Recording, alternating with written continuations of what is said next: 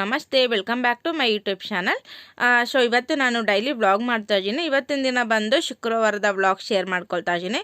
So ಇವಾಗಷ್ಟೇ ಎಲ್ಲ ಪೂಜೆ ಎಲ್ಲ ಆಯಿತು, ಬಾಗಿಲಿಗೆಲ್ಲ ದೀಪ ಎಲ್ಲ ಹಚ್ಚಿ ಸಿಂಪಲ್ಲಾಗಿ ರಂಗೋಲಿ ಎಲ್ಲ ಹಾಕಿ ಜಸ್ಟ್ ಪೂಜೆ ಕೂಡ ಆಯಿತು.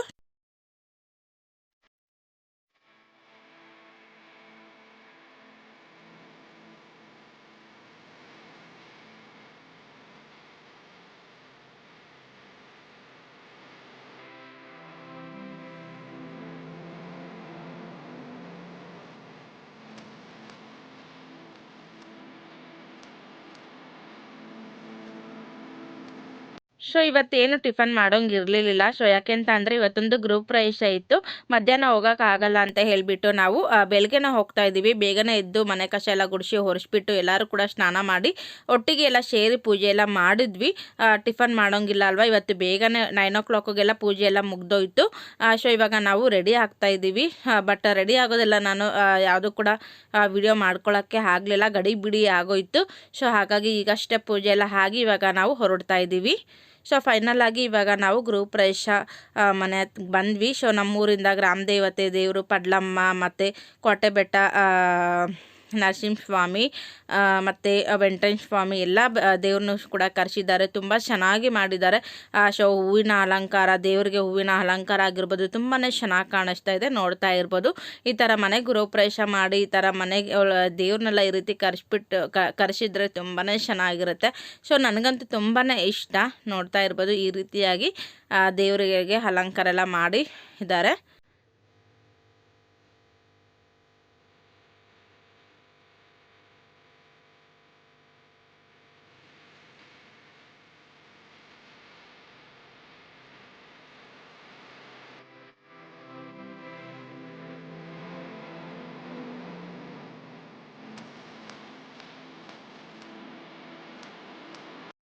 ಸೊ ಗುರುವಾರ ನೈಟೇ ದೇವ್ರನ್ನೆಲ್ಲ ಕರೆಸಿದ್ರು.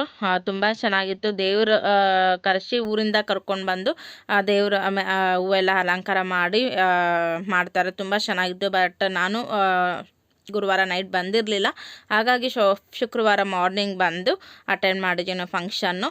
ತುಂಬ ಚೆನ್ನಾಗಿತ್ತು. ದೇವ್ರನ್ನೆಲ್ಲ ಕರೆಸಿದಾರಲ್ವ, ಹಾಗಾಗಿ ನನಗೆ ತುಂಬಾ ಇಷ್ಟ ಈ ರೀತಿ ಎಲ್ಲ ದೇವ್ರು ನೋಡೋದು. ಅಂದರೆ ದೇವ್ರನ್ನೆಲ್ಲ ಮನೆಗೆ ಕರೆಸಿ ಈ ರೀತಿ ಎಲ್ಲ ಕೂರಿಸ್ಬಿಟ್ಟು ಹೂವು ಅಲಂಕಾರ ಎಲ್ಲ ಮಾಡಿ ತುಂಬಾ ಇಷ್ಟ ನನಗೆ ಇದನ್ನೆಲ್ಲ ನೋಡೋದಕ್ಕೆ. ಶೋ ತುಂಬಾ ಚೆನ್ನಾಗಿರುತ್ತೆ. ಹಾಗೆ ಶೋ ಎಲ್ಲ ಮನೆಯೆಲ್ಲ ನೋಡಿದ್ವಿ, ಮನೆಯೆಲ್ಲ ಹೇಗೆ ಕಟ್ಟಿದ್ದಾರೆ ಏನು ಎತ್ತ ಅಂತ ಎಲ್ಲ ಪೂರ್ತಿಯಾಗಿ ನೋಡಿದ್ವಿ. ತುಂಬಾ ಚೆನ್ನಾಗಿತ್ತು. ಹಾಗೆ ದೇವ್ರ ದರ್ಶನ ಎಲ್ಲ ಮಾಡಿಸ್ಕೊಂಡು ಮಹಾಮಂಗಳಾರತಿ ಎಲ್ಲ ಮಾಡಿಕೊಂಡು ಕೈ ಮುಕ್ಕೊಂಡು ನಾವು ಕೂಡ ಪ್ರಸಾದ ಎಲ್ಲ ತೊಗೊಂಡು ಕೆಳಗಡೆಗೆ ಹೋದ್ವಿ.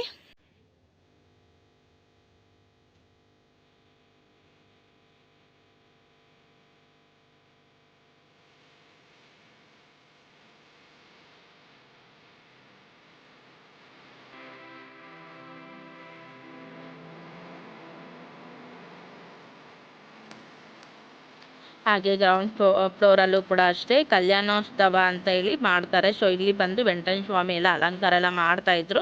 ಕೊನೆಯಲ್ಲಿ ತೋರಿಸ್ತೀನಿ ಯಾವ ರೀತಿಯಾಗಿ ಕಾಣುತ್ತೆ ಅಂತ ಹೇಳ್ಬಿಟ್ಟು. ಸೊ ಅದನ್ನೆಲ್ಲ ರೆಡಿ ಮಾಡ್ಕೊಳ್ತಾ ಇದ್ರು. ಸೊ ಅದ್ರೊಳಗಡೆ ನಾವು ಕೂಡ ಇಲ್ಲಿ ಟಿಫನ್ ಮಾಡ್ತಾ ಇದ್ವಿ. ಸೊ ಓವರಾಲ್ ಈ ರೀತಿಯಾಗಿ ಕಾಣಿಸುತ್ತೆ ಬಿಲ್ಡಿಂಗು. ತುಂಬಾ ಚೆನ್ನಾಗಿದೆ. 3 ಫ್ಲೋರ್ ಕಟ್ಟಿರೋದು, ತುಂಬ ಚೆನ್ನಾಗಿತ್ತು.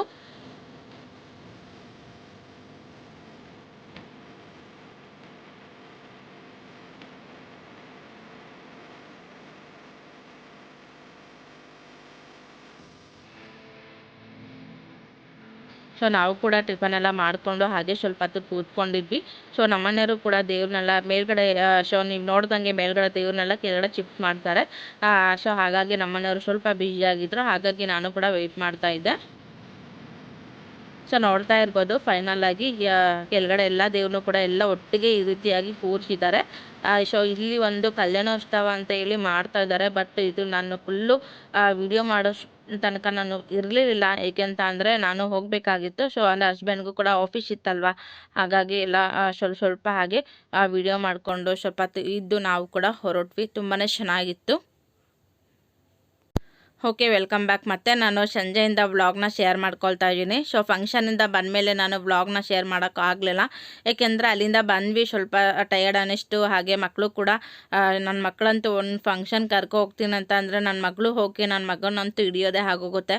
ಒಂದು ಫಂಕ್ಷನ್ಗೆ ಹೋಗ್ತೀನಿ ಅಂತ ಅಂದರೆ ನನ್ನ ಮಗನ ಹಿಡಿಯೋದೇ ನನ್ನ ದೊಡ್ಡ ಕೆಲಸ ಆಗಿರುತ್ತೆ.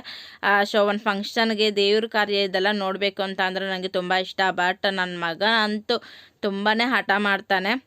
ಏಕೆಂತ ಅಂದರೆ ಓಡೋದು ಜಾಸ್ತಿ, ಮೆಟ್ಲೆಲ್ಲ ಇರುತ್ತಲ್ವ, ಹೊಸ ಮನೆ, ಈ ಬೀಳ್ತಾನೆ ಅನ್ನೋದೊಂದು ಸ್ವಲ್ಪ ಭಯ. ಅವನ ಹಿಂದೆ ನಾನು ಓಡೋದೇ ಆಗೋಗುತ್ತೆ. ಹಾಗಾಗಿ ನಾವು ಕೂಡ ಜಾಸ್ತಿ ಹೊತ್ತು ಇರಲಿಲ್ಲ, ಬೇಗನೆ ಬಂದುಬಿಟ್ವಿ. ಸೊ ಬಂದು ಸ್ವಲ್ಪ ಹೊತ್ತಾಗಿ ರೆಸ್ಟ್ ಮಾಡಿ ಫ್ರೆಶ್ ಅಪ್ ಆಗಿ ಸ್ವಲ್ಪ ಹೊತ್ತು ಕೆಲಸ ಇತ್ತು, ಆಫೀಸ್ ವರ್ಕ್ ಇತ್ತು, ಅದನ್ನು ನಾನು ಮಾಡ್ಕೊಳ್ತಾ ಇದ್ದೆ. ಮತ್ತೆ ವ್ಲಾಗ್ ಮಾಡಲೇ ಇಲ್ಲ. ಸೊ ಹಾಗೆ ವಿಡಿಯೋ ಕ್ಯಾಮ್ರಾ ಆನ್ ಮಾಡಿದ್ದಕ್ಕೆ ಸೊ ನನ್ನ ಮಗ ಬಂದು ಹಾಯ್ ಮಾಡ್ತಾ ಇದ್ದಾನೆ, ತುಂಬಾ ಶ್ರೇಷ್ಠೆ. ಹಾಗೆ ಅಮ್ಮ ಕೂಡ ಬಂದಿದ್ದಾರೆ. ತುಂಬ ದಿನದ ಮೇಲೆ ಅಮ್ಮ ಮತ್ತು ಅಕ್ಕ ಮನೆಗೆ ಬಂದಿದ್ದಾರೆ. ತುಂಬ ದಿನವೇ ಆಗೋಗಿತ್ತು, ಬಟ್ ನಾನು ವ್ಲಾಗ್ ಮಾಡಿ ಕೂಡ ತುಂಬ ದಿನವೇ ಆಗೋಗಿತ್ತು. ವ್ಲಾಗ್ ಮಾಡಬೇಕು ಅಂದ್ಕೊಳ್ತೀನಿ, ಬಟ್ ಆ ಟೈಮಲ್ಲಿ ಮಾಡೋಕ್ಕೆ ಆಗ್ತಾಯಿಲ್ಲ. ಯಾಕೆ ಅಂತ ಗೊತ್ತಿಲ್ಲ. ಕೆಲವೊಂದು ಟೈಮಲ್ಲಿ ಒಂಥರ ಮೂಡ್ ಆಫ್ ಆಗೋಗಿರುತ್ತೆ. ಏಕೆ ಅಂತ ಅಂದರೆ ವ್ಯೂಸ್ ಬರ್ತಾಯಿಲ್ಲ ಅಂತ ಅಂದರೆ ಒಂಥರ ಮೂಡ್ ಆಫ್, ಬೇಡಕ್ಕೆ ಬೇಡಪ್ಪ ಯೂಟ್ಯೂಬ್ ಅನ್ನೋಷ್ಟು ಬೇಜಾರಾಗೋಗಿರುತ್ತೆ.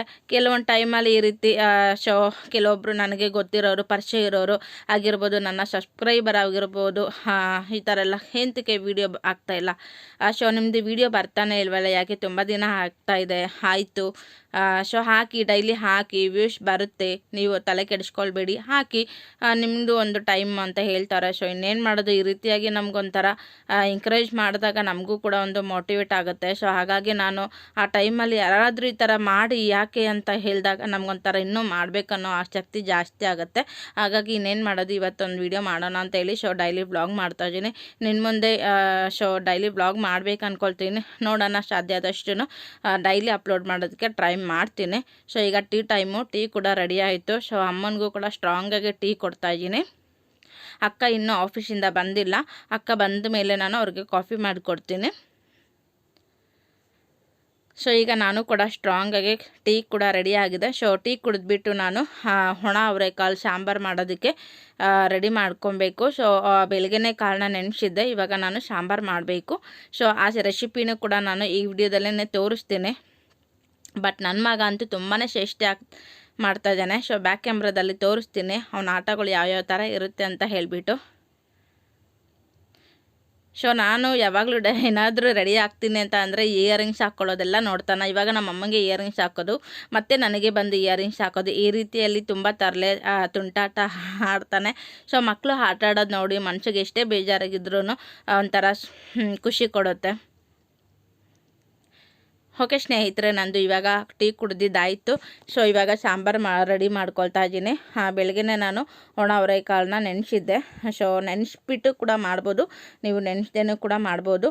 ನಾನು ನೆನೆಸ್ಬಿಟ್ಟು ಮಾಡೋದ್ರಿಂದ ಸ್ವಲ್ಪ ಕಾಳುಗಳು ಚೆನ್ನಾಗಿ ತಿನ್ನೋದಕ್ಕೆ ಚೆನ್ನಾಗಿರುತ್ತೆ ಅಂತ ಹೇಳಿಬಿಟ್ಟು ನೆನೆಸ್ಬಿಟ್ಟು ಮಾಡ್ತೀನಿ. ಈಗ ನಾನೊಂದು ಬೆಳಗ್ಗೆ ನೆನೆಸ್ಬಿಟ್ಟು ಇವಾಗ ಸಂಜೆ ನಾನು 2 ಟೈಮ್ಸ್ ಚೆನ್ನಾಗಿ ವಾಶ್ ಮಾಡುತ್ತೀನಿ. ಅದು ಕೂಡ ನಾನು ಚೆನ್ನಾಗಿರುವಂಥ ನೀರಲ್ಲಿ ತೊಳೆದು ಇಟ್ಕೊಂಡಿದ್ದೀನಿ. ಇವಾಗ ನಾನು ಮಸಾಲೆ ಏನೆಲ್ಲ ಹಾಕ್ಕೊಳ್ತೀನಿ ಅಂತ ತೋರಿಸ್ತೀನಿ.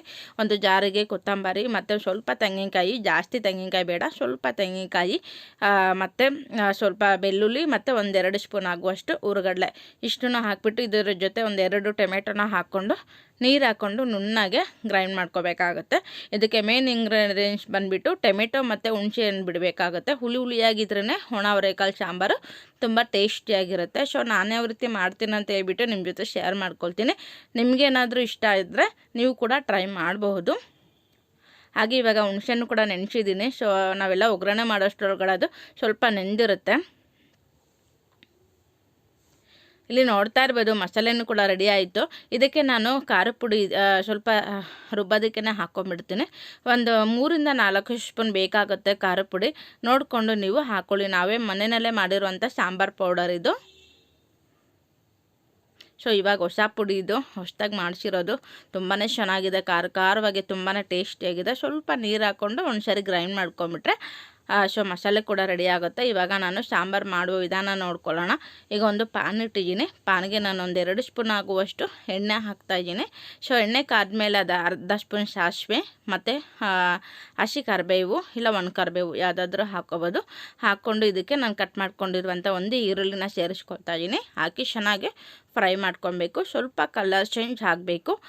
ಹಾಗೆಯೇ ಇದಕ್ಕೆ ಒಂದು ಅರ್ಧ ಸ್ಪೂನ್ ಆಗುವಷ್ಟು ಅರಿಶಿನ ಸೇರಿಸ್ಕೊಂಡು ಚೆನ್ನಾಗಿ ಮಿಶ್ರಣ ಮಾಡ್ಕೊಳ್ಳಿ.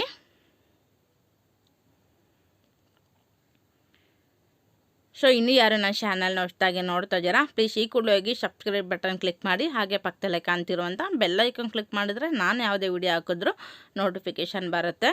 ಸೊ ಇವಾಗ ಚೆನ್ನಾಗಿ ಕಂದು ಬಣ್ಣ ಬರೋ ತನಕ ಚೆನ್ನಾಗಿ ಫ್ರೈ ಮಾಡ್ಕೊಂಡ್ಮೇಲೆ ಈಗ ನಾನು ಒಣ ಅವರೆಕಾಳನ್ನ ತೊಗೊಳ್ತಾ ಇದ್ದೀನಿ. ಹಾಕ್ಕೊಂಡು ಇದಕ್ಕೆ ಚೆನ್ನಾಗಿ ಮಿಕ್ಸ್ ಮಾಡಿ ಇದಕ್ಕೆ ನಾನು ಕಟ್ ಮಾಡ್ಕೊಂಡಿರುವಂಥ ಆಲೂಗಡ್ಡೆಯನ್ನು ಕೂಡ ಸೇರಿಸ್ಕೊಳ್ತಾ ಇದ್ದೀನಿ. ನೀವು ಕಟ್ ಮಾಡ್ಕೊಂಡಿರುವಂಥ ಆಲೂಗಡ್ಡೆ ಅಥವಾ ಬೇಕು ಅಂತ ಅಂದರೆ ಬದನೆಕಾಯಿನೂ ಕೂಡ ಹಾಕೋಬೋದು. ಬಟ್ ನಾನು ಬದನೆಕಾಯಿ ಹಾಕ್ತಾಯಿಲ್ಲ, ಆಲೂಗಡ್ಡೆನ ಸೇರಿಸ್ಕೊಳ್ತಾ ಇದ್ದೀನಿ. ಇದಕ್ಕೆ ಆಲೂಗಡ್ಡೆ ಇಲ್ಲ ಅಂದರೆ ಬದನೆಕಾಯಿ ಹಾಕಿದ್ರೆ ಚೆನ್ನಾಗಿರುತ್ತೆ. ಹಾಕಿ ಇದಕ್ಕೆ ಸ್ವಲ್ಪ ರುಚಿಗೆ ತಕ್ಕಷ್ಟು ಉಪ್ಪು ಹಾಕೋದ್ರಿಂದ ಉಪ್ಪಿನ ಅಂಶ ಎಲ್ಲ ಚೆನ್ನಾಗಿ ಹಿಡ್ದಿರುತ್ತೆ ಕಾಳುಗಳಿಗೆಲ್ಲ. ಹಾಗಾಗಿ ಚೆನ್ನಾಗಿ ನೋಡಿಕೊಂಡು ಉಪ್ಪನ್ನ ಹಾಕಿ ಒಂದು ಸತಿ ಎಲ್ಲ ಚೆನ್ನಾಗಿ ಮಿಕ್ಸ್ ಮಾಡಿ 1-2 ನಿಮಿಷ ಹಾಗೆ ಬಿಟ್ಬಿಡಿ.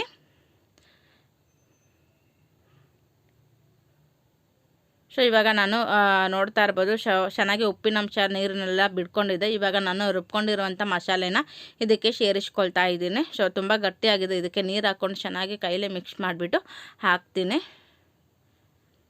ನೋಡಿ ಇವಾಗ ಒಂದು ಸ್ವಲ್ಪ ಚೆನ್ನಾಗಿ ಮಿಕ್ಸ್ ಮಾಡ್ಕೊಂಬಿಟ್ಟು ಇದಕ್ಕೆ ನೀವು ಸ್ವಲ್ಪ ಜಾರಿಗೆ ಕೂಡ ನೀರು ಹಾಕ್ಕೊಂಡು ಗಟ್ಟಿ ಬೇಕಾ ತೆಳ್ಳಗೆ ಬೇಕಾ ನೋಡಿಕೊಂಡು ನೀವು ನೀರು ಹಾಕೋಬೇಕಾಗತ್ತೆ.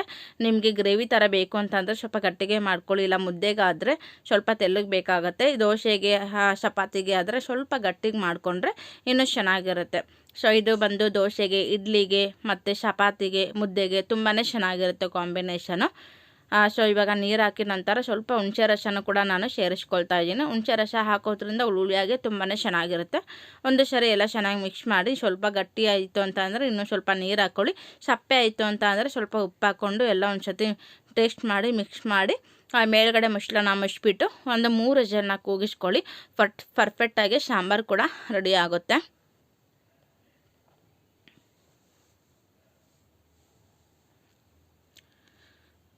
ಓಕೆ, ಫೈನಲಿ ಅಕ್ಕ ಕೂಡ ಬಂದರು ಆಫೀಸಿಂದ ಮುಗಿಸ್ಕೊಂಡು. ಅಮ್ಮ ಮನೆಗೆ ಹೋಗಿಬಿಟ್ಟು ಫ್ರೆಶ್ ಅಪ್ ಆಗಿ ಬಂದಿದ್ದಾರೆ. ಸೊ ಅವರು ಬರೋ ಪ್ಲ್ಯಾನ್ ಇರಲಿಲ್ಲ. ಸೊ ಅವರು ಏಜೆನ್ಸಿಗೆ ಹೋಗಬೇಕಾಗಿತ್ತಂತೆ, ಅಮ್ಮ ಮನೆ ಹತ್ರನೇ ಅಲ್ವಾ, ಹಾಗಾಗಿ ಸೊ ಹಾಗೆ ಬಂದಿದ್ದರು. ಹಾಗೆ ನಾನು ಬನ್ನಿ ಮನೆಗೆ ಅಂತ ಹೇಳಿದೆ. ಸೊ ಹಾಗೆ ಬಂದಿದ್ದಾರೆ. ಅಕ್ಕಂಗೂ ಕೂಡ ಸ್ಟ್ರಾಂಗಾಗಿ ಕಾಫಿ ಮಾಡ್ತಾಯಿದ್ದೀನಿ. ಅವ್ರಿಗೊಂದು ಸ್ವಲ್ಪ ಕೋಲ್ಡ್ ಆಗಿದೆ, ಹಾಗಾಗಿ ಟೀ ಬೇಡ ಅಂತ ಹೇಳ್ಬಿಟ್ಟು ನಾನು ಕಾಫಿ ಮಾಡಿ ಕೊಡ್ತಾಯಿದ್ದೀನಿ. ಸ್ಟ್ರಾಂಗಾಗಿ ಕಾಫಿ ಮಾಡಿ ಕೊಡ್ತಾಯಿದ್ದೀನಿ.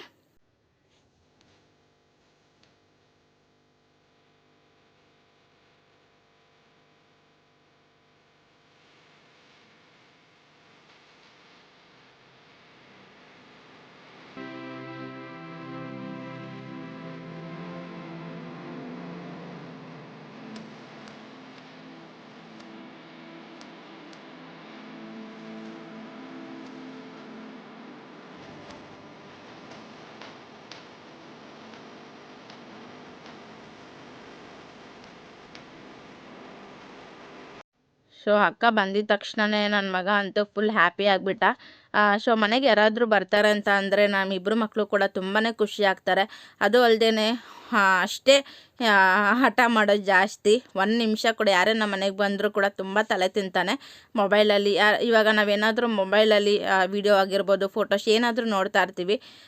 ಸೊ ಮಧ್ಯದಲ್ಲಿ ಬರೋದು, ಆಪ್ರೇಟ್ ಮಾಡೋದು, ಈ ರೀತಿಯೆಲ್ಲ ಚೇಷ್ಟೆ ಜಾಸ್ತಿ ಮಾಡ್ತಾನೆ. ಅಕ್ಕಂಗಂತೂ ತುಂಬಾ ತಲೆ ತಿಂತಾನೆ ಇದ್ದ. ಅದು ಬೇಕು ಇದು ಬೇಕು ಅಂತ ಒಂದೇ ಸಮ ಹಠ ಮಾಡ್ತಾನೆ ಇದ್ದ.